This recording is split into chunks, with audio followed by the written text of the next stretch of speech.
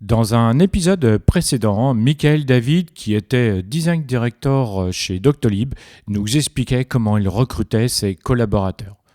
Dans cet épisode, nous allons aller plus loin avec Abderrahman.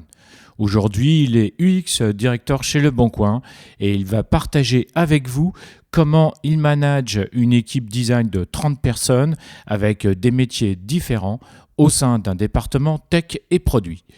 Il va nous parler des 3 piliers de son management et comment il s'est inspiré de certains principes pour construire sa méthode. Alors, dans cet épisode, on va aussi parler de motivation, de faire grandir ses collaborateurs. Bref, un épisode plein de positivité et d'énergie. Bienvenue dans Design Plus et bonne écoute. Design Plus. Design Plus.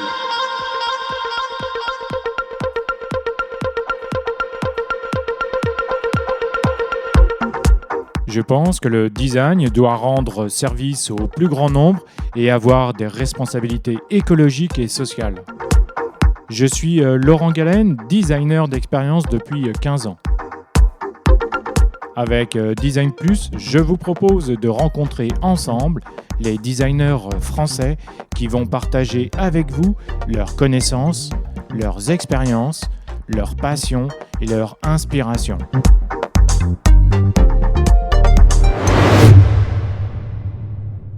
Salut Abderrahman, comment vas-tu aujourd'hui ? Très très bien Laurent, et toi ? Oui, ça va bien, je te remercie. Est-ce que, avant de débuter l'interview, pourrais-tu te présenter auprès de nos auditrices et auditeurs, s'il te plaît ? Yes, carrément, rapidement, je suis donc Abderrahman Abdallaoum, le directeur UX du groupe Le Bon Coin. Je suis à la tête d'une équipe de design d'une trentaine de personnes et on travaille dans le département produits et tech du Bon Coin. Le Bon Coin, c'est le site des petites annonces que tout le monde connaît. Donc je disais directeur UX du groupe Le Bon Coin parce que le Bon Coin, c'est un groupe avec plusieurs entités.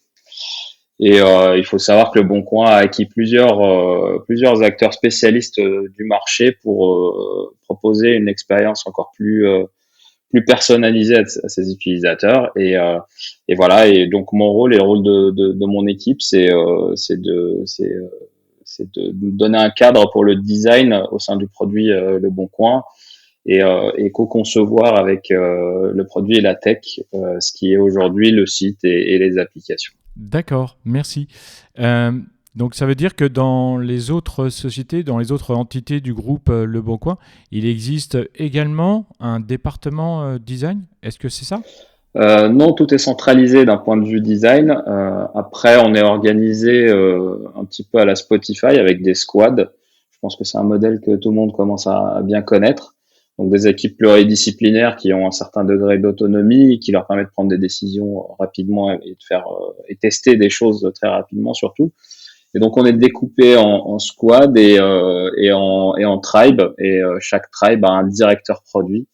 Donc mes collègues, les directeurs produits, donc on est au comité de direction du produit Le Bon Coin, mais le design, pour répondre à ta question, il est centralisé.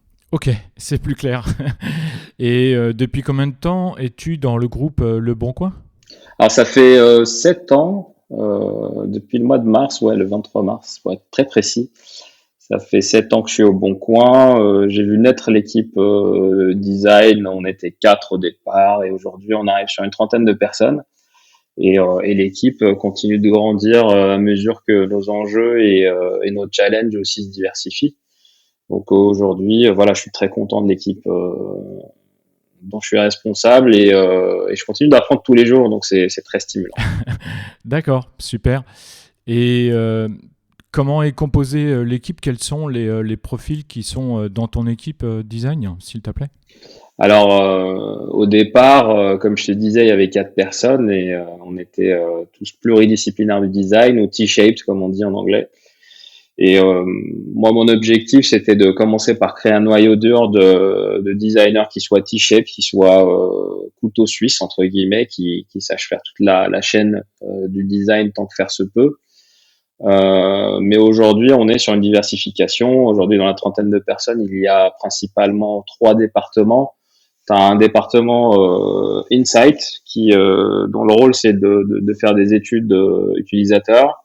Quanti, Quali, tu as le département UX UI qui lui est composé de designers T-Shape qui ont deux temporalités de vie, une sur du user research ou sur des actions transverses qu'on peut mener sur le produit. L'autre temporalité, elle est au sein des équipes et aider les équipes à co-concevoir au quotidien. Et puis on a un troisième département qui est l'UI design qui est là en support des UX UI designers dans les équipes. Et qui a aussi la mission de garantir une cohérence graphique et une cohérence d'expérience aussi. Et là, récemment, on vient d'ajouter deux métiers, donc l'UX Writing. On a recruté une UX Writeuse. Et puis, concernant le design system, il y a aussi un autre métier qui est apparu il y a pas très longtemps de ça, il y a quelques mois. On appelle ça un Creative Technologist. Donc c'est un développeur qui aide qui est très appétent au design, qui vient du design et qui a des compétences de développeur et qui est en mesure de développer des choses comme un design system ou des outils pour faciliter la vie des designers au quotidien. Donc comme tu peux voir, c'est vachement diversifié. D'accord, effectivement, oui. Et donc la dernière question pour te présenter, depuis combien de temps es-tu design director dans le groupe Le Bon Coin, s'il te plaît? Depuis 2017. Donc l'équipe a été créée en 2017. Donc moi, ça commence à chiffrer au compteur. Ça fait quelques années maintenant que je suis à la direction de l'UX au Bon Coin. Très bien, super. Alors aujourd'hui, le sujet, c'est comment manager une team design. Alors, c'est pas dans l'absolu, mais bien entendu, c'est selon ta méthode. Mais avant de commencer, pourquoi voulais-tu parler de ce sujet, s'il te plaît? En fait, d'habitude, j'aborde des sujets vachement plus opérationnels et qui sont très liés au produit et même comment dirais-je, très holistique, qui touche plein de disciplines et pas forcément le design en particulier. Parce que depuis toujours, moi, mon objectif un de mes gros objectifs de carrière, c'est vraiment d'installer le design dans le mindset des gens avec lesquels je travaille. C'est pourquoi on s'est intéressé à plein de métiers autour de nous et on s'est pas juste arrêté à faire de l'UX. Mais je voulais un petit peu sortir des sentiers battus et je voulais aborder un sujet qui me tenait à cœur aussi. C'est le management. Le management qu'on a tendance, alors c'est ma perception, je mets des pincettes, je mets des guillemets. On a tendance à négliger cette partie-là, le management. Et pourquoi t'as dit c'est pas dans l'absolu, effectivement on en a discuté toi et moi et je voulais pas que ça soit pris comme une phrase dans l'absolu, voici comment on manage le design. En fait c'est mon expérience propre et c'est comment moi j'ai structuré le design et comment j'ai créé un framework pour moi pour m'aider à justement donner du sens et structurer la pensée design au sein de mon équipe. D'accord, ok. À propos de ce framework, as-tu déjà échangé à l'extérieur du groupe Le Bon Coin, par exemple dans un meet-up, sur un podcast, dans une vidéo YouTube ou je sais pas, dans un autre format? Alors effectivement, j'aborde souvent les principes. Alors dire que c'est un framework, c'est prétentieux et c'est pas ce que c'est. C'est D'accord. plutôt des principes dont on va parler, des principes directeurs. Et je pense que tu as l'exclusivité, Laurent. C'est la première fois que j'en parle en podcast, donc c'est une première. Ah, c'est très gentil de l'avoir réservé pour Design Plus et je te remercie beaucoup pour ta confiance, c'est vraiment sympa. Je t'en prie. Alors, est-ce que maintenant tu peux nous expliquer quelle est cette méthode que tu emploies pour manager cette équipe chez Le Bon Coin, s'il te plaît? En fait, ça vient d'un concept qui m'a intéressé bien avant que je devienne manager, et c'est le principe de motivation. J'étais beaucoup influencé par un mec qui s'appelle Daniel Pink qui a écrit un livre qui s'appelle Drive. dans lequel il parle de la motivation intrinsèque. Donc la motivation qui naît en toi et quels sont les facteurs qui font que cette motivation subsiste. Car c'est un moteur in fine pour aller de l'avant. Grosso modo, ça repose sur trois piliers, le sens, l'expertise et l'autonomie. Donc trois choses que j'ai beaucoup utilisées avant d'être manager. Et lorsque je suis devenu manager, c'était naturel pour moi de faire l'extension de ces principes-là et de créer des choses à partir de chacun de ces piliers-là. Donc voilà, donc dans ce qui va venir, on va discuter de chacun de ces piliers et comment j'ai fait pour faire vivre chacun de ces piliers-là, afin de garantir la motivation chez mes collaborateurs. Je suis vraiment convaincu que quand tu es heureux au boulot, bah tu donnes le meilleur de toi-même. Et cette motivation intrinsèque, au-delà d'être motivé, bah ça te génère plein de choses positives, notamment de l'engagement, de la créativité, mais aussi de l'excellence. C'est un sujet qui m'est cher, comment toucher l'excellence. Bien sûr, ça vient avec du travail, avec beaucoup de travail, mais ça vient aussi quand tu es manager, il faut réfléchir aussi à mettre en place. Et c'est le principe du servant leadership, c'est d'être au service de ton équipe pour fournir les ingrédients ou le contexte qui va permettre à tes coéquipiers de performer au mieux. Donc, D'accord, ok. Euh, à l'instant, tu parlais d'une personne qui s'appelle Daniel Pink. Est-ce que tu pourrais d'abord nous expliquer qui est cette personne, s'il te plaît? ouais, c'est un auteur américain en fait qui a écrit plusieurs best-sellers, notamment. Alors le livre dont je te parle, c'est la vérité sur ce qui nous motive. La vérité sur ce qui nous motive, voilà, c'est des best-sellers qui parlent de soit développement personnel, soit business. Donc c'est un auteur américain qui est vachement connu. Moi, je suis tombé sur ce livre-là, on m'en a parlé, ça m'avait vachement marqué à l'époque. D'accord, ok. Et depuis combien de temps as-tu commencé à mettre en place cette méthode? Comme je t'ai dit, le concept, je le connaissais depuis peut-être une dizaine d'années, mais quand je suis devenu manager en 2017, bah, je vais l'expliquer. J'ai fait plein d'erreurs hein, Oui, quand on certainement. devient manager et qu'on commence. Il y a des choses qu'on fait de façon innée, et quand c'est quelque chose qui t'attire à la base et t'as l'amour de bien faire les choses. Moi, ce qui m'a permis de m'améliorer, c'est le contact avec les équipes, c'est faire appel à des professionnels qui m'ont accompagné, qui m'ont aidé, qui m'ont formé, qui m'ont fait grandir aussi. J'en parlerai aussi. Je pense que, comme je t'ai dit, c'est quelque chose qui était une émanation d'un truc dont j'étais convaincu à la base et qui s'est transformé en un framework. Je sais pas si on peut appeler ça un framework, mais en tout cas des principes. Et lorsque des candidats en UX passent un entretien pour devenir UX designer au bon point, je leur explique que mon management repose sur ces trois piliers. D'accord, ok. Est-ce que tu peux nous donner plus de détails sur ces trois piliers, s'il te plaît? Yes, je t'avais parlé donc du sens, de l'expertise et de l'autonomie. Euh, le sens, je pense que c'est quelque chose, mine de rien, qui drive beaucoup de motivation. Quand tu sais quel est l'impact de ce que tu fais, lorsque tu sais que ta petite tâche au quotidien ou l'ensemble de tes petites tâches ont un sens derrière et qu'ils ont un but, je pense que ça contribue vachement à te motiver à t'appliquer, à être créatif, à créer justement des chemins qui vont te mener vers la réussite de ton objectif.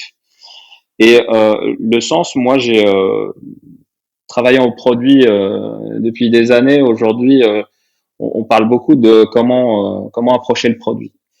Et le marché français, faut le reconnaître, hein, le marché français du numérique, on était vachement dans de la chefferie de projet. Hein, je vais dire des gros mots hein, pendant ce podcast. On était vachement dans un mindset de chef de projet sur des roadmaps sous forme de Gantt et sans suivi vraiment d'impact de ce que tu fais. Donc c'est pas méchant, c'est juste que l'objectif premier, c'est juste de livrer et on est vraiment vachement concentré sur l'output plutôt que sur l'outcome, donc l'impact de ce qu'on produit. Donc moi, le sens, il a toujours été véhiculé par l'approche d'impact sur le produit. Donc pendant plusieurs années, je me suis intéressé à plusieurs modèles de comment travailler le produit. Et en fait, le dénominateur commun entre tous, c'est cette notion d'impact. Et principalement au Bon Coin, quelque chose qu'on a adopté depuis des années et qui aujourd'hui fait partie du paysage et du quotidien, c'est l'approche Sense and Respond ou l'approche du Linux. Alors attention, je l'ai déjà dit, hein, quand on dit Linux, en général, on perd tout le monde sauf les UX. Ils sont très excités de savoir ce qui va se passer après. Mais détrompez-vous, le Linux, c'est pas quelque chose qui concerne que les UX designers, c'est véritablement une approche produit. Je disais tout à l'heure, on s'intéressait à tous les produits qui étaient autour du design. C'est très important parce qu'on travaille justement avec des gens dans des équipes pluridisciplinaires. Il est important pour nous de savoir, de comprendre quels sont les enjeux, comment ça marche à minima, pour pouvoir garantir un niveau de communication et surtout une efficacité ensuite dans la livraison d'un produit qui soit impactant. Et au cœur de ce Linux, il y a un modèle, il y a un Canva qu'on utilise, très opérationnel, qui est le Linux Canva. Et un truc que j'aime bien, moi, pendant les podcasts, c'est que j'invite les auditeurs à aller sur Google et taper Linux Canva. Ça arrivera plusieurs fois pendant l'heure qui va suivre. Mais je vais vous diriger vers des choses sur Google. Donc, tapez Linux Canva, vous allez tomber sur un Canva qui ressemble au business model Canva. Donc, c'est pourrait que vous tombiez sur le Linux V2. C'est la même chose, hein. Mais voilà, en fait, c'est une façon de structurer ta pensée et de penser surtout aux bonnes choses au bon moment. Savoir ce que c'est qu'un business problème, savoir ce que c'est qu'un comportement utilisateur et comment le changer. Donc, il y a un cheminement de cases dans ce Canva qui permet à une équipe de manager visuellement son travail. Et en l'occurrence, lorsque tout le monde l'a vécu, en fait, le cerveau humain est très axé sur les solutions. Donc, oui, absolument. Aujourd'hui, des designers vont se reconnaître quand je vais dire que souvent des designers râlent lorsque des gens viennent et ils disent « Ah, ça serait cool qu'on fasse ça ». Parce que le designer, son réflexe, ou le designer ou le produit, le product owner ou le product manager, son réflexe, ça va être oui, mais c'est quoi l'objectif que tu veux atteindre derrière? Ou c'est quoi l'impact? Quel est le problème que tu essayes de résoudre? Est-ce que tu as une définition de ce problème? Mais je pense que faut pas trop râler parce que c'est une nature humaine de penser aux solutions. On est fait ainsi. On pense d'abord aux choses concrètes, actionnables tout de suite, et du coup, on a le réflexe de dire ah, moi je pense que cette solution, ça serait cool. Maintenant, le but, c'est de prendre cette solution et d'essayer de comprendre d'où notre interlocuteur parle. D'où il parle, c'est que il a eu certainement des éléments de problèmes d'utilisateurs sur un segment, sur un marché, et surtout, il a conscience de quel est l'objectif à atteindre pour que ça soit une réussite. Et c'est très important de revenir à cette source-là pour pas être biaisé par les solutions qui sont peut-être issues du bon sens et toutes les idées sont bonnes à prendre. Mais des fois, les idées, rien ne nous prouve que ça fonctionne. D'accord, je vois. Donc, des idées qui émanent du bon sens, ou alors du bench. Lorsque tu audites un marché, tu trouves qu'il y a un certain nombre de concurrents ou d'acteurs qui ont développé déjà des solutions. Et des fois, copy with pride, ça sert à rien de réinventer la roue, ça marche aussi. Hein. Donc, mais pour essayer de se débiaiser un maximum et partir de la source du problème, ça nous permet de mieux structurer ensuite notre travail et pas foncer tête baissée sur des intuitions de bonnes idées. Parce que les intuitions, lorsqu'elles réussissent, c'est génial, mais lorsque tu te plantes, le coût, il est colossal. Et je me souviens d'une période au Bon Coin en 2015, quand je venais juste d'arriver, où on développait pas mal de choses, mais ça prenait du temps et surtout, ça prenait de l'énergie. On n'était pas encore en modèle feature team, on n'était pas en agilité, on était sur du projet long terme. Et malheureusement, le seul moment où tu vas voir si ta solution fonctionne, c'est bien des mois après l'avoir release en fait. Et ça, c'est dommage parce que tu perds du temps, un temps précieux, pendant lequel tu peux développer des choses beaucoup plus impactantes et beaucoup plus en phase avec les besoins de tes utilisateurs. Donc ce Canva-là, pour moi, ça donne du sens. Et c'est ce qui m'a permis de donner du sens à ma team. C'est, voilà, vous êtes designer, vous êtes en phase de business developer, vous êtes en phase de product owner, vous êtes en phase de développeur. Vous avez un rôle naturel de catalyseur et cet outil vous permet de jouer le catalyseur. Donc, trouver le business problème, trouver les comportements utilisateurs sur ton produit que tu veux, donc en case 2 qui vont mécaniquement atteindre l'objectif. Ensuite, à les cases 3 et 4, je le fais très rapidement parce que ça peut prendre du temps, mais en l'occurrence, les cases 3 et 4, ce sont nos utilisateurs, à savoir c'est quoi leur typologie. User and Customers, on va développer des proto-personas qui vont nous permettre de nous projeter très rapidement dans le cadre d'une équipe dans le persona. User benefits sont les bénéfices utilisateurs qu'on essaie d'atteindre. Et puis la ligne d'en bas, 6, 7, 8, ça c'est la rampe de lancement de l'expérimentation. Parce que lorsque tu as fini de créer des idées en atelier de co-conception en case 5, donc tu vas avoir une liste de plein d'idées, eh bien tu t'aperçois que ce Canva-là, c'est un générateur à hypothèses. Pourquoi? Parce que tes hypothèses, ça va être, nous pensons que cette idée, qui réside en case 5, va permettre à tel utilisateur, case 3, de répondre à tel bénéfice, case 4, et nous le verrons lorsque ce comportement utilisateur-là changera, case 2. Et mécaniquement, ça va résoudre un business problème sur le marché. Et là, on va parler de volumétrie, on va parler de CA, on va parler de plein de métriques d'impact versus des métriques comportementaux qu'on pourrait plus trouver en case 2.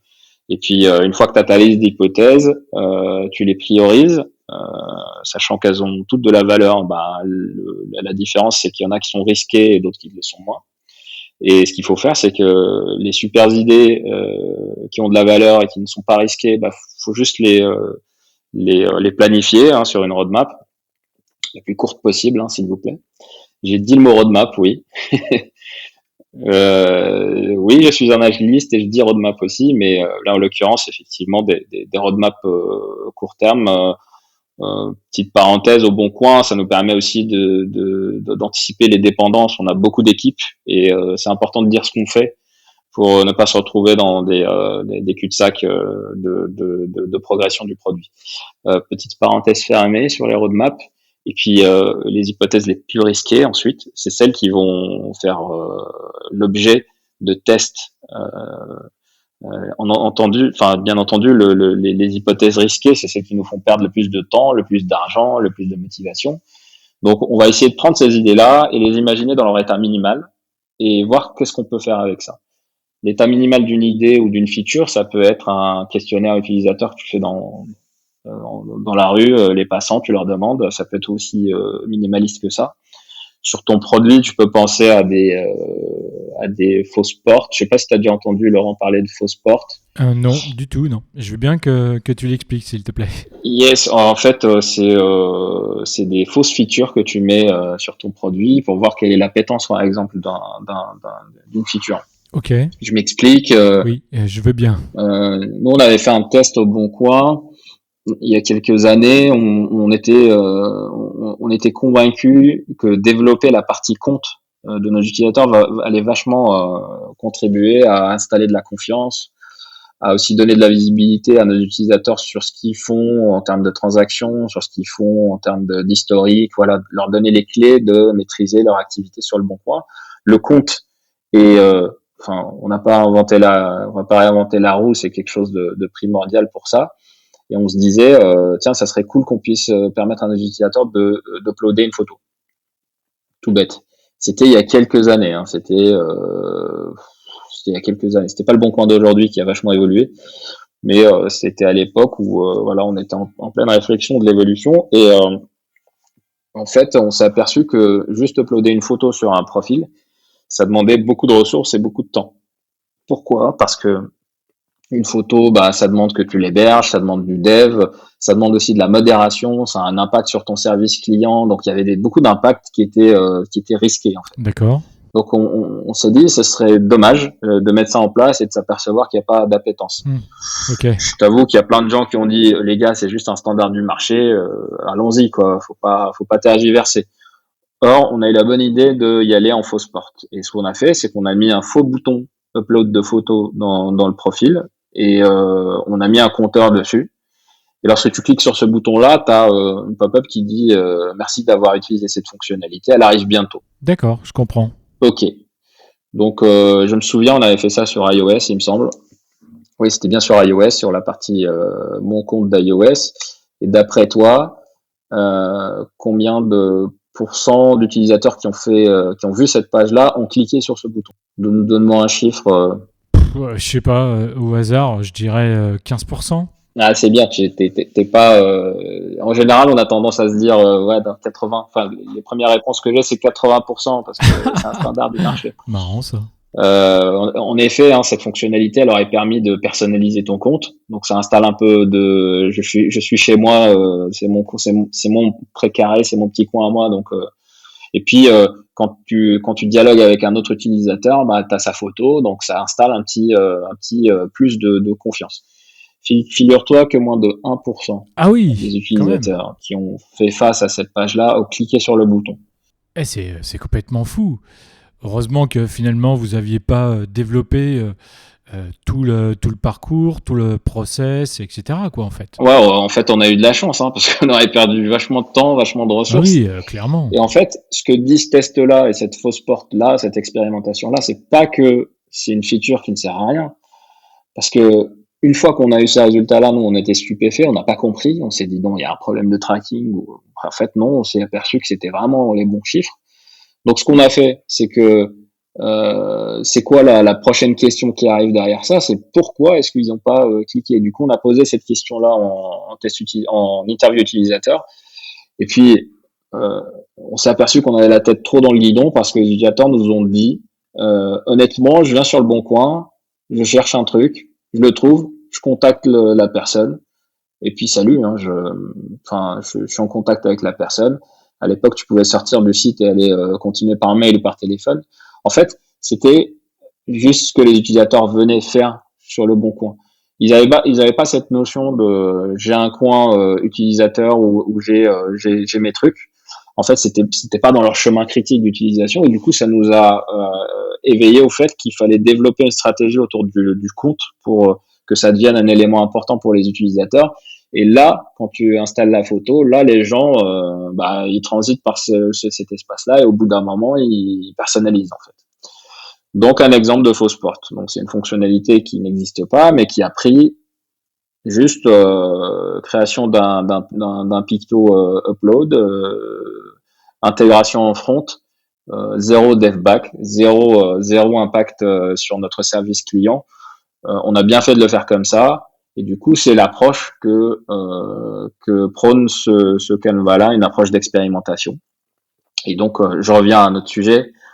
Le sens de tout, donc, et tu peux le driver à travers un outil comme ça. Et c'est comme ça que ce pilier-là vit aujourd'hui au Bon Coin, le pilier du sens. Au-delà de la mission du Bon Coin, qui est, nous, de notre point de vue de manager, c'est une responsabilité pour nous de redescendre le sens. Enfin, ça va de soi. Hein, dans toutes les entreprises, c'est pareil. Mais en plus, dans le quotidien et dans ce qu'on fait, dans nos actions, il y a ce Canva-là qui nous aide à structurer les choses et comprendre pourquoi on fait les choses. D'accord, ok. C'est vraiment très intéressant. Yes, ça c'est la première partie, donc le sens. Il y en avait deux autres, tu t'en souviens? Oui, Je te fais une interro surprise. Allez, oui, oui. Le second point, c'est l'expertise. très bien, l'expertise, très très très gros sujet. À l'époque, on était 4 designers, je te dis. Et enfin, on était tous PO en fait, on était tous product et l'enjeu pour nous c'était, enfin, on était PO slash UX, donc on utilisait des méthodos, on s'encardait sur les méthodos, on allait à tous les meet-up, donc on s'est fait une petite connaissance qu'on a évangélisée ensuite. Ça a pris, hein, on a réussi à faire prendre conscience que c'était quelque chose qu'il nous fallait. Hein. La preuve en est, on a créé une équipe UX après qui a grossi. Mais au départ, les pionniers de ça au Bon Coin, on avait un enjeu de consolider nos connaissances et surtout de créer une base de connaissances de designers au Bon Coin. Et à un moment donné, quand l'équipe a grossi, je me suis posé la question, mais comment tu vas comprendre quels sont les niveaux de tes designers sur les différentes skills du design et comment tu vas faire pour identifier ça. Les enjeux étaient multiples pour moi, hein. C'était former l'équipe, envisager des pairings pour nous faire grandir mutuellement, envisager des recrutements aussi. Et en fait, les astres se sont alignés parce qu'au même moment, t'as quelqu'un qui m'a contacté sur LinkedIn, Antoine Young, qui est le patron de Timex et qui m'a contacté en me disant bonjour, je fais des assessments d'équipe design. Qu'est-ce que t'en penses? Est-ce qu'on peut travailler ensemble? Et j'étais surpris parce que c'était exactement le sujet qui me tourmentait depuis plusieurs semaines et que je me voyais déjà en train de le faire à la main et je m'apercevais à mesure que je planifiais cet assessment-là que c'était un boulot colossal en fait. Et il y a Antoine Yang qui apparaît et du coup on commence à discuter. Je lui explique mon enjeu. D'accord. Et en fait, il me dit, écoute, le design, c'est plein de skills et mon approche à moi, c'est d'envisager le design d'un point de vue craft. Donc, qu'est-ce que fait le designer? Mais aussi d'un point de vue fonction support, qu'est-ce qu'il peut faire? Enfin, quels sont les autres métiers qu'il doit connaître aussi ou à minima savoir ce que c'est pour pouvoir collaborer avec ses collègues et la partie soft skill aussi. Donc il me dit, moi, pour un assessment d'équipe, je vais envisager les trois composantes, donc craft, soft skill et support. Et puis dans le craft, tu as plein de choses. Il m'a proposé une grille de 150 skills. J'ai fini par en sélectionner 54 à peu près pour mon équipe. En fait, moi, mon enjeu, c'était de sélectionner tous les crafts qui étaient en ligne avec notre stratégie produit et mon plan de faire évoluer l'équipe pour atteindre ces objectifs-là. Donc pour le craft, il y a des choses aussi simples que test d'utilisabilité, journey map, service blueprinting, prototypage, architecture de l'information, des choses comme ça qui font partie c'est des grains qui font partie de tout le process de design. Et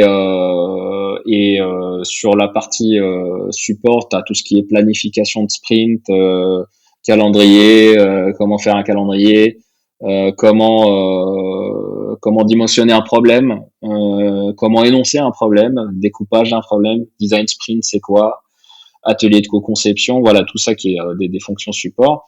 Et puis la partie, je t'ai dit, la partie soft, très importante. Le soft, t'as un podcast d'ailleurs qui parle de ça, Laurent. Oui, tout à fait, Abderrahman. C'est un épisode que j'avais diffusé en juillet 2020 et qui s'appelait 8 soft skills pour être meilleur designer. Les 8 tips sur ça m'avait vachement parlé. Et en l'occurrence, tout ce qui est de l'ordre de l'écoute active, du questionnement, tutorer, c'est un soft skill, présenter, c'est un soft skill. Tout ça, il fallait que je sache quel était le niveau de mon équipe parce que j'estime que évangéliser, savoir présenter, faire des présentations claires, limpides, qui sont impactantes, pour moi, c'est très important pour un designer. Donc, j'ai fait un assessment là-dessus. Et puis... oui, excuse-moi Abderrahman, quand tu parles de craft, en fait, ce sont les hard skills, c'est bien ça? Ouais, quand je dis craft, c'est un synonyme de hard skill. Oui, je t'en prie, il n'y a pas de problème.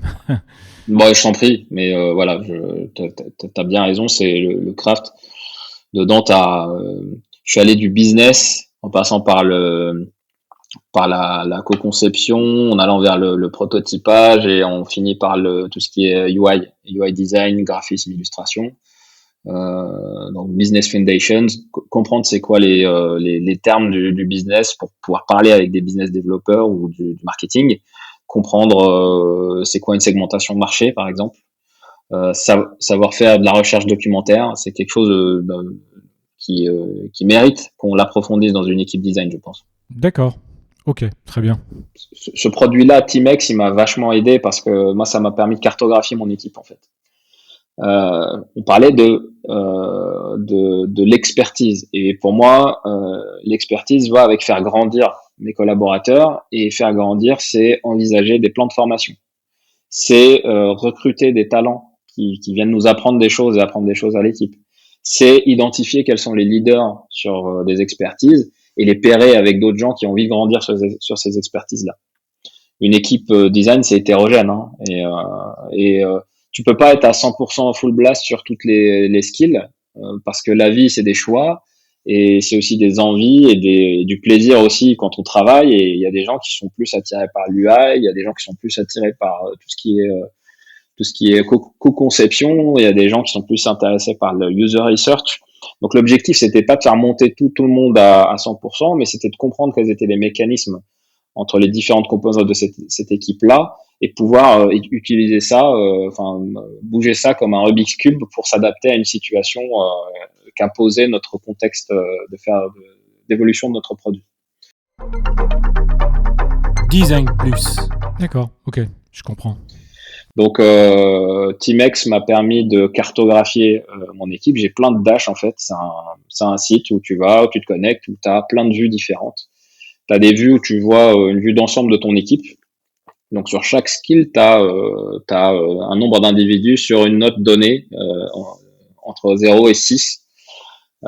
Et comment ça s'est passé, c'est que chaque collaborateur s'est auto-évalué et a évalué les personnes avec lesquelles il a travaillé sur une skill en particulier. Ah, c'est fort ça, c'est super intéressant. Yes, alors c'est intéressant, sauf que le plus dur c'était derrière. Moi, j'essayais en fait, très vite avant de rencontrer Timex et Antoine, je me suis dit mais comment je vais faire pour processer tout ça, parce que ça fait beaucoup de données en fait, ça fait beaucoup d'input. Et en fait, il m'a dit oui, enfin t'as raison. Le principe derrière, c'est de faire rentrer tout ça dans des algorithmes qui vont prendre en compte ton niveau de seniorité, ton nombre d'années d'expérience, ta position hiérarchique aussi, parce que en fonction que ce soit un lead ou un junior qui donne un avis, tu peux leur donner un poids différent en fait. Et derrière, les dashboards que ça sort, ça te permet de voir clairement, enfin, ça permet de prendre tous ces paramètres-là en considération et ça te permet de voir quel est le niveau de ton équipe générale. Donc pour ce qui est de l'expertise, moi j'ai identifié là où mes collaborateurs devaient grandir. Donc on a identifié 5 ou 6 sujets, il me semble. Et sur chacun de ces sujets-là, j'ai commandé une formation éclair avec les principes. Le but c'était pas de faire entrer les collaborateurs dans des jours de formation. On connaît tous l'impact malheureusement que ça peut avoir. Tu pars 2 jours en formation, tu reviens, c'est pas applicable à ton contexte, tu finis par oublier. En fait, la formation, on s'aperçoit que c'était pas génial. Malheureusement, toutes les formations souffrent de ce truc-là. Et donc, ce qu'on s'est dit avec Antoine, le pari qu'on s'est fait, c'était de faire des formations. Et lui, sa boîte propose des formations éclairs à la carte. Donc, j'ai co-designé ces formations-là et ça a permis à notre équipe de grandir sur certains sujets. Et même moi d'ailleurs, j'ai appris 2-3 trucs au passage, j'en ai profité, je te le cache pas. Ce qui fait que derrière, on était très content de l'outcome de cet exercice-là. Donc voilà, pour garantir l'expertise, déjà faut savoir quel est le niveau de ton équipe, quelles sont les forces, les faiblesses de cette équipe-là, ou les opportunités, je dirais plutôt, d'évolution. Et pour ça, il fallait que je sois accompagné de ce partenaire-là qui m'a vachement aidé. Et aujourd'hui, on continue de collaborer parce que il y a un prochain assessment qui est prévu et l'objectif, c'est de suivre ça sur la longueur aussi. D'accord, très bien. Tu disais qu'aujourd'hui, tu continues à utiliser ce produit. Ça veut dire que pour un recrutement ou pour les prochains recrutements, tu vas continuer à l'utiliser ? En fait, comme je disais, il y a 3 trucs que ça me permet de faire. Déjà, avoir conscience de quel est le niveau de ton équipe, ça te permet d'envisager des formations. D'accord. D'envisager des logiques de pairing, ça c'est le deuxième truc. Et le troisième truc, c'est savoir quel profil serait bien d'ajouter à cette équipe-là pour qu'elle grandisse. Donc le recrutement, oui. passe par là. Et puis il y a un outil aussi que fournit Timex, c'est un questionnaire en ligne. D'ailleurs, deuxième moment interactif du podcast, on va taper Timex, tiens, sur Google, et on va taper Antoine Yo, alors Yoeung. Et là, on va tomber normalement sur son médium for UX Recruiters. Donc là, tu tombes sur son article. J'invite tout le monde à y aller. Et à l'intérieur, il y a un outil en fait qui te permet de faire ton self-assessment. Ça, j'envoie ça à tous les candidats qui postulent chez Le Bon Coin. En fait, ça te permet de t'évaluer sur un ensemble de skills de design. Et ça produit un dash derrière qui nous permet de discuter avec le candidat. Donc, si c'est noté lead sur du user research, bah, je vais approfondir pour savoir s'il maîtrise bien les fondements du user research. Si c'est noté très bas, par exemple, je sais pas, en UI, je vais essayer de creuser. Et pas plus tard qu'hier, je me suis aperçu qu'une candidate s'est notée mal en UI. Pourquoi? Parce qu'elle envisageait l'UI dans son intégralité, en incluant toute la partie graphique, inspiration, alors que je la recrutais principalement pour le rôle du UX designer, et ce qui est super important pour moi, c'est de savoir au moins c'est quoi les heuristiques d'usability, Bastien Scapin, c'est quoi une grille d'évaluation, c'est quoi la psychologie des interfaces. C'est quelque chose de super important pour moi quand tu designes des interfaces, par exemple. Et voilà, je me suis aperçu qu'elle avait pas un niveau si bas que ça. Donc c'est un support de discussion qui me permet, moi, en recrutement, de discuter avec les candidats aussi. D'accord. Et est-ce que les candidats peuvent voir aussi leurs résultats en ligne? Yes, yes. En fait, il y a un site qui s'appelle What UX Are You? Alors, what comme quoi en anglais, tout attaché, UX, et les deux lettres R et U.com. Tu vas là-dessus. Hop. Donc je vous explique la situation. Donc Abderrahman est en train actuellement d'écrire le site sur internet What UX Are You. Vous trouverez le lien dans la description de cet épisode. Et tu vas là-dessus et normalement tu as accès à un questionnaire. Donc What UX Are You, tu as accès à un questionnaire qui à la fin te donne un dash et te donne ton niveau. Et il y a même des recommandations de ça serait cool que tu en fait t'as encore ça à muscler entre guillemets. T'as encore la partie research à aller perfectionner. Donc c'est très intéressant même de le faire en standalone en tant que designer pour avoir un petit peu une conscience de ton niveau. Ce qui est cool aussi avec cet assessment, c'est qu'on a eu une définition pour chaque micro skill du design. Et ça nous a permis d'avoir une grille en tête de c'est ça le process de design qu'on veut au Bon Coin. Et c'est ça les différentes skills et c'est ça leur définition. Ça permet de normaliser les définitions et de savoir que tous les designers parlent de la même chose en fait.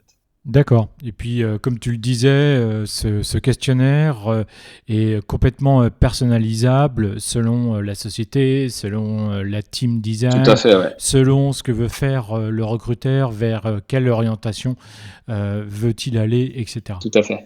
Et le troisième point que tu voulais évoquer, c'est l'autonomie. Tout à fait, mon cher Laurent. L'autonomie, que te dire sur l'autonomie? J'ai plein de trucs à te dire en fait et toutes les idées se bousculent dans ma tête, mais en l'occurrence, moi je suis convaincu que faire confiance aux gens, c'est un des éléments qui garantissent un bon leadership.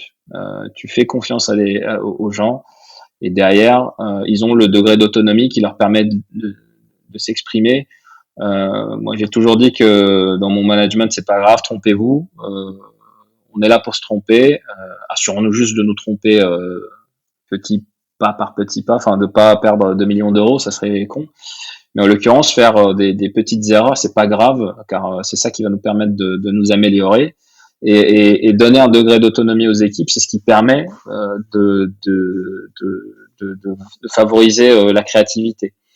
Et cette autonomie-là, je l'ai aussi vécue à travers mon expérience du management, au source management d'hommes avec un grand H.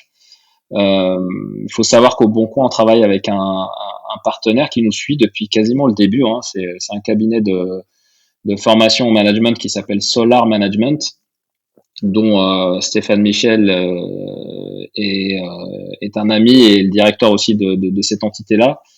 La formation qui nous donne au Bon Coin Manager est basée sur ce qu'on appelle l'exigence bienveillante. Donc le manager, servant leadership, il est là pour te donner le contexte, te donner les moyens de réussir. Il est convaincu que tu vas réussir et il est là pour te faire trouver la solution et pas pour te donner la solution. Donc tout ça, c'est des concepts qui parleront à tous les gens qui se sont intéressés un petit peu au management et comment faire pour justement motiver les gens. On connaît tous cette histoire du petit garçon ou de la petite fille qui n'a mangé les épinards qu'après les avoir cuisinés avec ses parents. Et en fait, les choses ne sont jamais aussi bien réussies et ne sont jamais aussi bien faites que lorsque la solution vient des collaborateurs. Donc, cette formation de management qui est basée sur, comme je disais, l'exigence bienveillante, utilise un modèle qui s'appelle Process Communication. Là aussi, un autre moment interactif. Vous pouvez taper Process Communication soit sur Google, soit sur YouTube de souvenirs. Il y a des vidéos qui expliquent rapidement ce que c'est. C'est un modèle de communication qui permet de comprendre quelle est ta construction psychologique, comprendre quels sont tes besoins, comprendre quels sont tes stress et comment les gérer. Et une fois que tu sais ça chez toi, il y a aussi la partie comment l'identifier chez tes collaborateurs, l'identifier même chez tes interlocuteurs quels qu'ils soient. Et ça te permet de te donner des clés pour te connecter aux bons canaux de communication pour pouvoir discuter clairement. Et le management, et en particulier le mien, repose beaucoup sur ce modèle-là. Parce que je manage pas deux personnes de la même manière dans mon équipe. Parce que chaque personne a sa construction propre psychologique. Chacun a des besoins. Ça peut être des besoins de structuration, ça peut être des besoins de fun, ça peut être des besoins de chaleur, de convivialité. Ça peut être des besoins d'action ou de sensations fortes. Donc ça, dès que tu l'as compris, tu comprends comment passer le même contenu, mais à travers des canaux différents. Et ça permet de manager efficacement les équipes. Et en fait, ce modèle-là, il était tellement intéressant et tellement j'ai vu la lumière après avoir appris ce truc-là, comme on dit. Mais c'était tellement impactant dans ma vie que à l'époque, c'était que les managers qui avaient cette formation-là. Et j'ai demandé aux ressources humaines s'il était possible de former aussi mes collaborateurs, ne serait-ce que la partie se connaître soi-même et aussi connaître quelles sont les phases de stress aussi de tes interlocuteurs, parce que même dans l'UX, quand tu commences à faire des interviews utilisateurs et que la personne en face de toi, par exemple, parle trop ou ne parle pas assez, bah, il y a des techniques en fait qui te permettent de tirer le meilleur justement du contenu de ce qu'a apporté ton interlocuteur et de connaître quels sont les mécanismes qui font parler quelqu'un qui ne donne pas trop de détails, ou alors comprendre comment rassurer quelqu'un qui donne beaucoup de détails parce que c'est des réactions sous stress, ça. Mais comprendre comment quels sont les mécanismes qui régissent ça te permettent d'avoir un interview utilisateur, par exemple, de très bonne qualité, avoir une qualité d'écoute qui est pas mal pour avoir des insights derrière qui sont qualitatifs. Donc voilà pour la partie autonomie. Donc récapitulons, Laurent. On a dit. Je ne me suis pas endormi, Abderrahmane. Alors, les trois piliers sont le sens, l'expertise et l'autonomie. Yes. Et comme je vous l'ai dit, c'est pas un truc absolu. C'est quelque chose que, avec les années, j'ai mis en place et qui est inspiré de plein de trucs qui existent déjà. Donc, c'est juste du recyclage. Ça tombe bien, je travaille au Bon Coin, seconde main, recyclage. Petit moment auto-promo. Mais non, plus sérieusement, oui, c'est quelque chose qui était, comme je disais, une émanation naturelle d'un concept auquel je croyais très fort à l'époque. Et voilà, avec du recul, je me dis, toi en tant que manager d'une équipe de design, il y a plein de challenges hein, que tu vas rencontrer.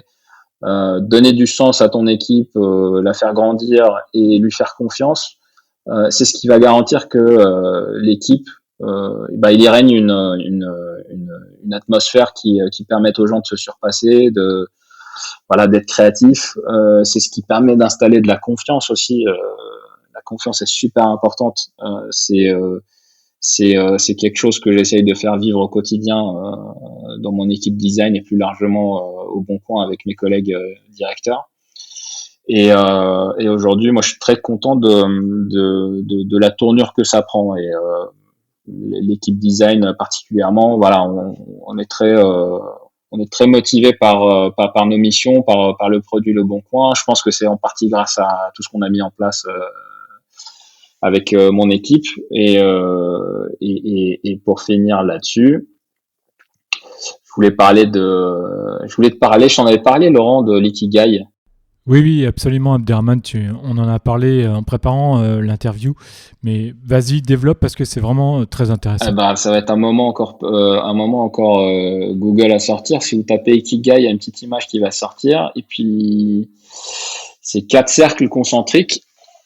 Si vous connaissez pas déjà le concept, mais grosso modo, c'est l'intersection entre ta passion, ta profession, quelque chose que tu considères comme étant ta mission, et puis ce qui est de l'ordre de ta vocation. En fait, on dit que lorsqu'on trouve l'ikigai, on arrête de travailler, et voilà, c'est un autre axe que lorsque tu essaies de le mettre en place, lorsque tu prends plaisir à faire ton travail, ben tu travailles plus hein, finalement, ça te permet de te surpasser.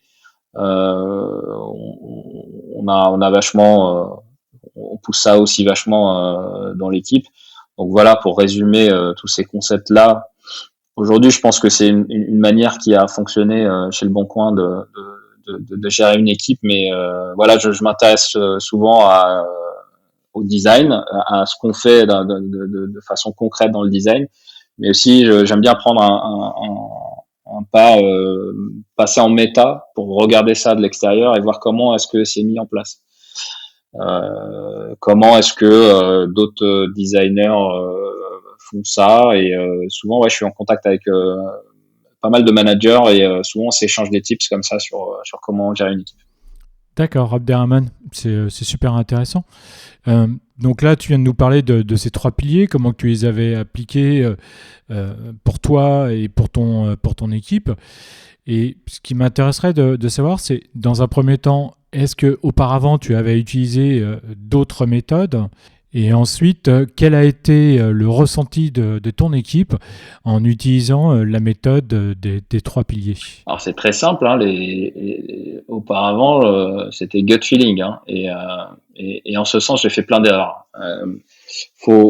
Il y a un point, il y a un point décisif dans ma vie, c'était de comprendre par exemple ce qu'on devait faire ou pas faire en tant que manager. C'est des choses qui s'apprennent, hein. Il y a des méthodos pour ça. Solar Management et Stéphane Michel m'ont vachement formé là-dessus, et il y a des choses que je faisais de façon innée parce que le management ça m'a toujours intéressé.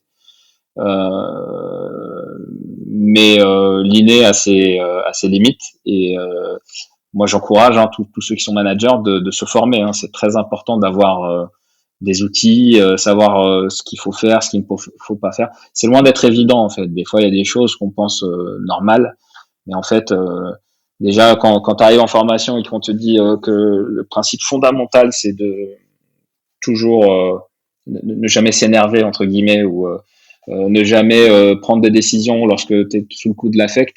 Je vois plein de managers au cours de ma carrière qui ont fait des gestes parce qu'ils étaient en situation de stress.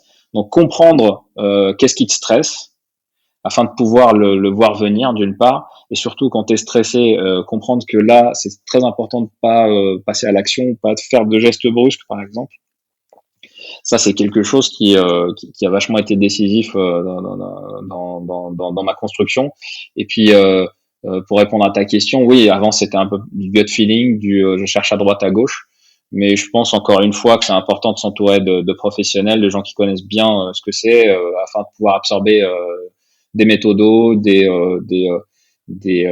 outils qui aujourd'hui, moi je pense, m'ont sauvé de plein de situations où c'était compliqué de gérer quand même.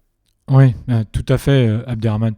Et je me souviens de l'épisode avec Antoine Visenot, qui est design director en startup. Donc, il expliquait bien sûr comment manager une équipe design en startup, mais il disait aussi que être manager, c'est pas inné pour tout le monde, et qu'il y a des moments, il y a des passages obligatoires d'être managé soi-même pour apprendre à manager Oui, en tout fait. à fait. Ouais. Et donc l'autre bout de ma question, c'était aussi avec l'introduction de la méthode des trois piliers dans ton équipe design, comment ça a été vécu, comment ça a été ressenti auprès des designers? Bon, en fait, effectivement, il y a des designers, il y a des lead designers. Je pense que aujourd'hui, l'équipe telle qu'elle est, elle est forte parce que tout le monde a le sens de ce qu'on fait. J'ai un management très collaboratif aussi. On fait des sessions, on essaie de résoudre des problèmes en équipe. Bien sûr, en tant que manager, il y aura toujours des choses qui, en tant que manager, tu es obligé de redescendre ou on est obligé d'appliquer d'une certaine manière. Mais dans le comment, quels sont les méthodos, comment on s'organise. Je fais souvent appel à l'équipe. Plusieurs cerveaux valent toujours mieux qu'un seul. Et surtout, et surtout des cerveaux qui sont en contact au quotidien de ce que c'est que la réalité d'être designer. Chose que j'ai un petit peu moins du fait que je sois manager. C'est important pour moi de me reposer sur mon équipe et je suis biaisé si je te dis que c'est bien perçu. À mon humble avis, si vous rencontrez un designer Le Bon Coin, vous pouvez lui demander. Je pense qu'il vous répondra en toute transparence. Mais j'ai l'impression que il règne une atmosphère de challenge. J'aime à croire que l'équipe design du Bon Coin est une bonne équipe où on peut grandir, où les gens autour sont à l'écoute de ce que tu as apporté comme solution. Et particulièrement, ça fait miroir avec un autre concept que j'ai découvert un peu plus tard, concept de leadership authentique qui se base sur le fait de donner du sens, faire grandir et faire confiance, qui bizarrement exactement la même chose que les trois piliers de la motivation intrinsèque dont on a parlé. Et en fait, je pense que ces piliers-là ou ces axes-là te donnent une position de leadership où les gens, ça leur donne envie en fait de te suivre, ça leur donne envie d'essayer de venir à bout de challenge, qui soit challenge design, challenge d'organisation d'équipe, challenge d'organisation même de l'entreprise. Faut savoir que Le Bon Coin, on est une entreprise où le produit, la tech, c'est une organisation apprenante. Donc régulièrement, on fait appel aux équipes pour modeler nos équipes, modeler notre organisation, penser à des dispositifs, changer des choses, améliorer des choses. Donc on est en posture méta par rapport à l'organisation. Et puis moi j'appelle aussi les designers à participer à ce genre d'initiative parce qu'on a aussi notre rôle à jouer. On est des designers, donc quelque part, si on nous donne une problématique organisationnelle, on peut aussi avoir une approche design de ça.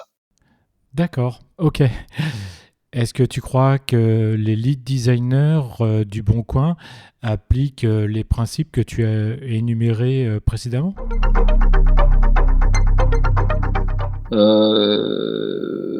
Qu'est-ce que je devrais te répondre, Laurent? J'ai envie de te dire oui. J'ai envie de te dire oui, oui, oui. Non, enfin, c'est des choses que je rabâche tout le temps, hein, très honnêtement. Et je pense que eux, en tant que lead et en tant que manager, euh, je pense que ça fait sens de donner une continuité de ce truc-là, en fait, aussi l'incarner pour leurs équipes aussi. Donc, je fais du management de proximité, donc je suis très très proche de mes lead designers et je suis dans leur problématique quotidienne. Je suis très accessible. On peut me pinguer à n'importe quelle heure. Je vais être encore une fois servant leadership.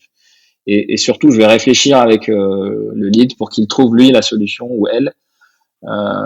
Et on parle de ces concepts-là. Enfin, ça devient des éléments de langage chez nous. C'est-à-dire que lorsqu'on va avoir une problématique, soit on va utiliser un outil Solar Management, soit on va utiliser ProcessCom comme je t'en ai parlé tout à l'heure, modèle de communication pour comprendre comment déstresser une situation.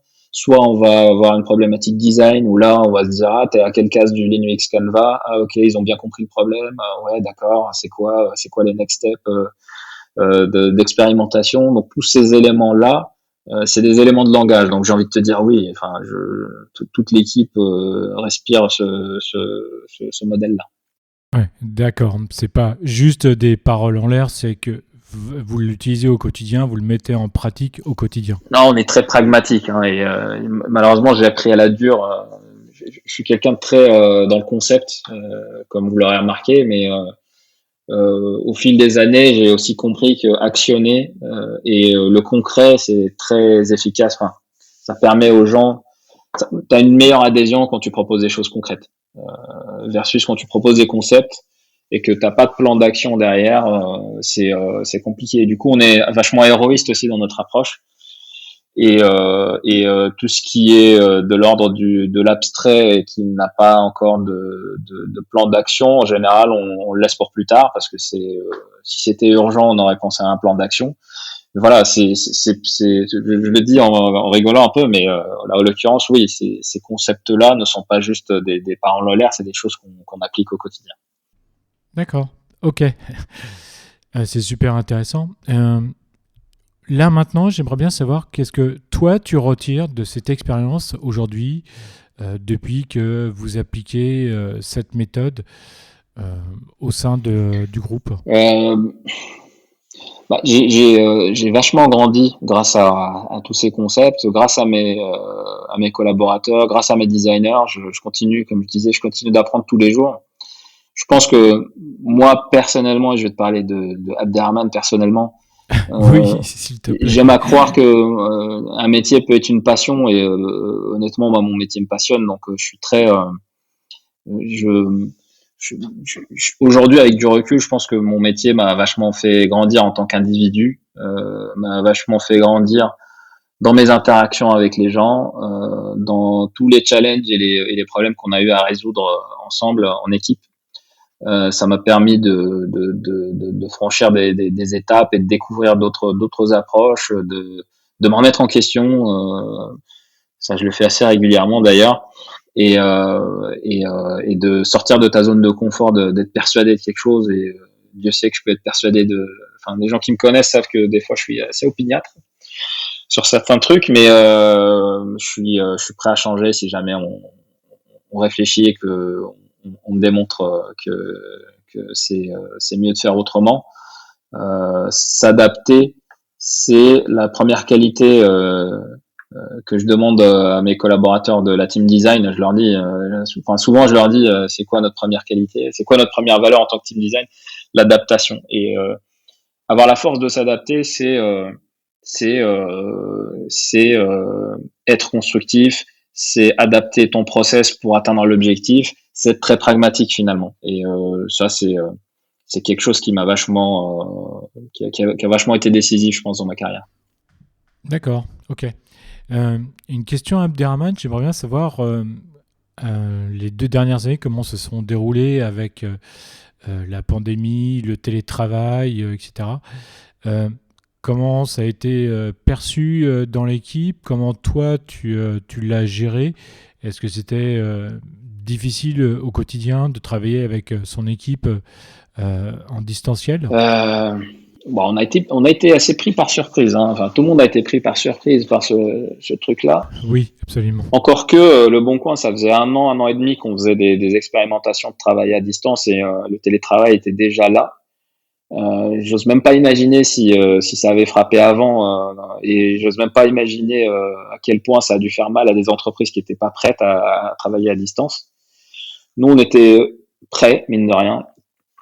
Après, je pense que c'est une super opportunité qui a prouvé que on pouvait avoir un contexte de travail Enfin, on pouvait être en région et puis profiter des avantages d'être en région et travailler à distance, pouvoir reprioriser des choses dans ta vie personnelle, les mettre au regard de ta profession, te permettre de t'épanouir plus personnellement sans dégrader ton travail.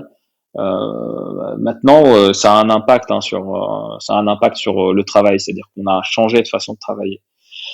Moi, je l'ai vécu comme et je vais te parler de moi je l'ai vécu comme une adaptation et le coût d'adaptation au départ, il était très compliqué. Je pense que c'était pareil pour tout le monde. Et le truc bizarre qu'on a vécu, c'est que lorsqu'on est revenu dans les bureaux, il a fallu s'adapter dans l'autre sens. Oui, aussi. Et je m'y attendais pas. Hein. Je me suis toujours dit. Alors personnellement, j'aime bien être au contact des équipes. J'aime bien. Enfin, je dois prendre un jour ou deux de télétravail par semaine. Je suis souvent au bureau en fait. Et le management de proximité, et en tout cas moi c'est comme ça que je le vis. Je pense qu'il y a des gens qui arrivent à gérer à distance. Moi je gère un petit peu moins bien à distance. Mais le fait d'être au contact des gens au quotidien, à un moment donné, comme je t'ai dit, je me suis dit ça va s'arrêter. On va revenir à un rythme de travail plus régulier. Enfin, au bureau, j'entends.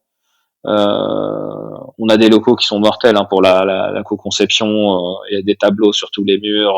Enfin, il y a des espaces assez sympas pour stimuler, des espaces de travail. Et je me disais bon bah dès que ça sera fini, on va revenir comme avant. Sauf que il a fallu un temps d'adaptation à l'envers. Je m'y attendais pas honnêtement. Donc ouais, pour résumer, je pense que c'est une belle opportunité le télétravail. Hein, ça permet d'avoir d'autres façons créatives de travailler. Maintenant, quand t'es pour un manager, c'est compliqué de manager à distance, quoi qu'il en soit, quoi qu'il arrive, parce que j'ai à cœur de voir mes collaborateurs assez régulièrement.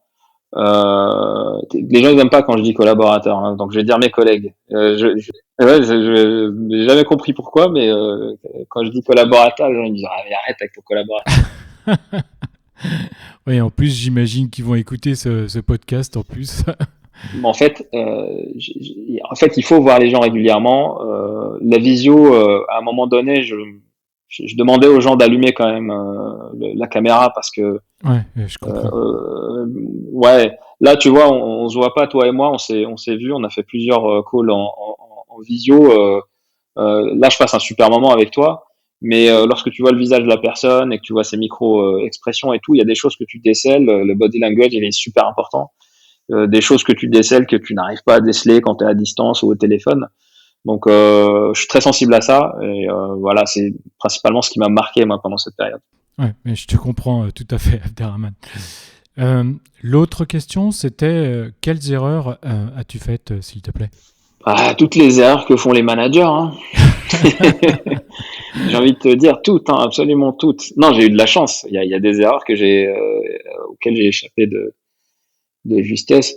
Bon, le b.a.-ba, c'est, je sais pas, par exemple, moi j'ai vu grandir cette équipe-là avec ses différents échelons hiérarchiques. Peut-être que j'ai eu un contact très micro avec les équipes de mes équipes. Ça, c'est une erreur managériale. Malheureusement, quand tu bypasses un manager, c'est compliqué. Ça peut être une erreur. À vrai dire, moi, jusqu'à récemment, je la faisais assez régulièrement cette erreur-là, mais un manager, il a toujours envie de bien faire, donc il a envie toujours d'aller plus vite. Donc, quand il parle directement aux gens, ça le rassure. Et je pense qu'on a tous, en tant que manager, on a tous ce stress-là. Il faut faire attention à pas commettre ce genre d'erreur, hein, tout simplement. Euh, mais quand je dis des erreurs, mais c'est surtout des façons de mener les choses, je pense. D'accord. Comment mener une réunion, comment la structurer, comment donner la parole, comment faire appel à candidature pour un projet en interne, enfin ce genre de choses quoi.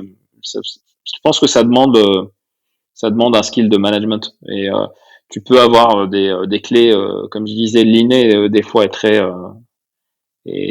driver de ça. Tu peux avoir des clés naturellement qui te permettent d'atteindre ton objectif, mais voilà des exercices aussi complexes que un recadrage.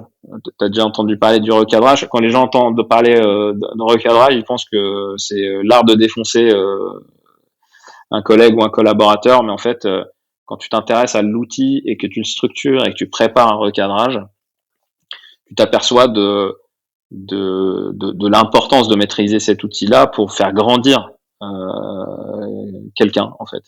Et, euh, et, euh, et très honnêtement, moi, le recadrage, c'est quelque chose que je prends très au sérieux parce que c'est un outil, par exemple, qui te permet d'arrêter un comportement, entre guillemets.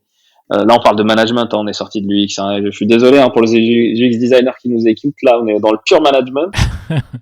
Non, mais c'est intéressant également d'écouter ta vision. Mais en l'occurrence, oui, un recadrage, c'est un cadeau que tu fais à ton collaborateur parce que c'est comment tu vas lui expliquer ce qui ne va pas et comment ensemble vous discutez d'un plan d'action pour aller vers le mieux. Un mieux sur lequel on se met d'accord parce qu'il correspond à des règles, il correspond à des principes design peut-être ou à des principes de gestion de l'équipe ou à des principes de vie dans l'équipe.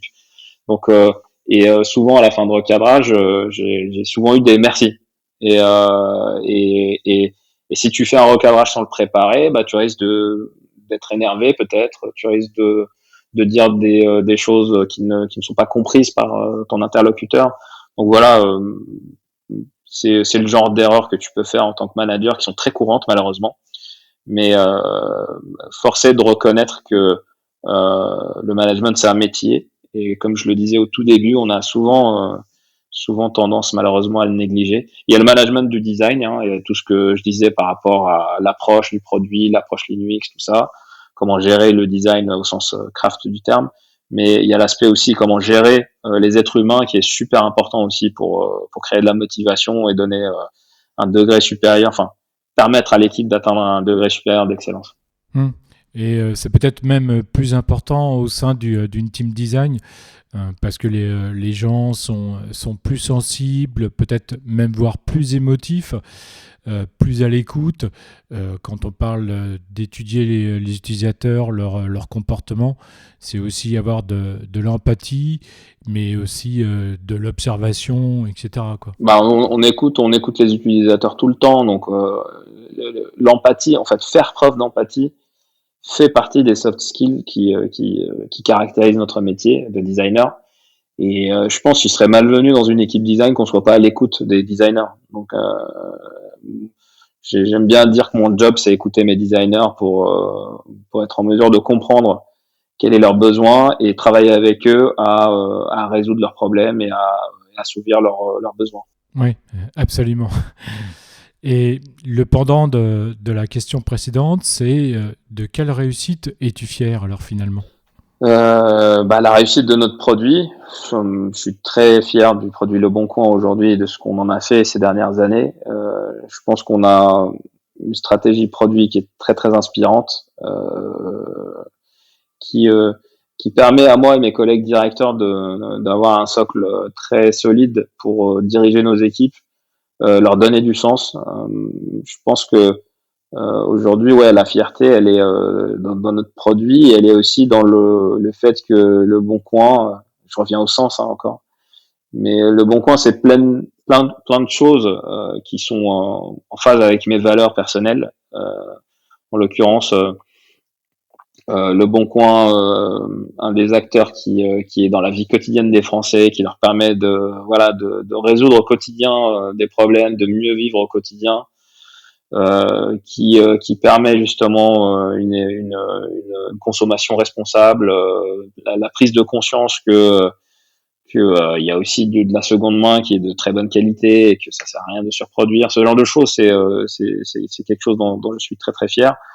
Aujourd'hui aussi, ouais, je suis très très très fier de mon équipe. Je considère que c'est les meilleurs et je leur dis assez régulièrement, moi de mon point de vue, je suis très chanceux d'avoir des designers aussi talentueux dans mon équipe et j'essaye de leur montrer assez régulièrement. Euh, c'est important aussi, je pense, d'injecter de l'énergie comme ça en disant aussi quand les choses se passent bien. C'est un principe que j'applique aussi dans la vie de tous les jours. Il faut le dire, quand les choses sont bien faites, ça donne de l'énergie. Et derrière, quand elles sont moins bien faites, bah, tu peux exprimer un avis défavorable, par exemple. Et les gens en face de toi, quels qu'ils soient, hein, donc que ce soit dans le cadre du travail ou personnel, seront plus à même de se remettre en question lorsqu'ils ont reçu cette énergie en amont. Oui, mais je suis assez d'accord avec toi. Je pense que c'est important aussi de dire quand quelque chose est positif à une autre personne, soit de lui écrire ou de le signifier, parce que c'est quelque chose de surpuissant en fait et de positif, pardon. Et c'est important que la personne en face puisse le recevoir pour être bien aussi avec elle-même. La dernière question que je voulais te poser, c'est si tu avais un dernier conseil à donner à nos auditrices et auditeurs, quel serait ce conseil, s'il te plaît? Je parlais d'ikigai tout à l'heure. Honnêtement, faites un métier qui vous passionne. Oui, effectivement. Voilà, c'est dit.